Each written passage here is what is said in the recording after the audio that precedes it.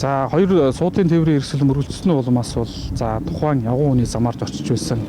За тодруулаад хэлбэл бага насны хүүхдүүд тухайн өсөлт бас өртөж хохирсон ийм тохиолдол бол байна. За яг Осло улмаас бол одоо 16 настай нэг иргэн амь насаа алдсан ийм харамсалтай тохиолдол бол одоо бүрдэгдсэн 5 хүн бас мэдж байгаа бах. За тэгэхээр Загдагийн байгууллагаас Ослын шалтгаан нөхцөлийг тогтоох, за ямар асуудлаас болж осол гарсан гэдэг ингээд бүхий л одоо асуудлыг бол за хуулийн өрөөнд бол тал бүрээс нь бүрэн бодиттой нотлох ажиллагааг бол шуурга хэрэгжүүлэн ажиллаж байна. За одоогийн байдлаар яг таны асуусан шиг одоо жолооч хааз тоормос андуураад гэрчсэн гэдэг нөхцөл байдал мэдээ шалгалтын явцад бол тогтоогдно.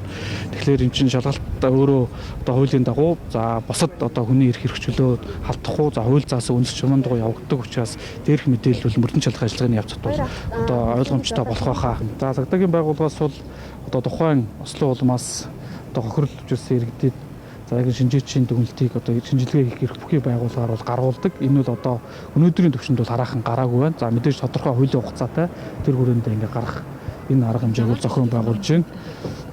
Тэ замаар зөрчиж явсан бага насны хүүхдүүд байгаа.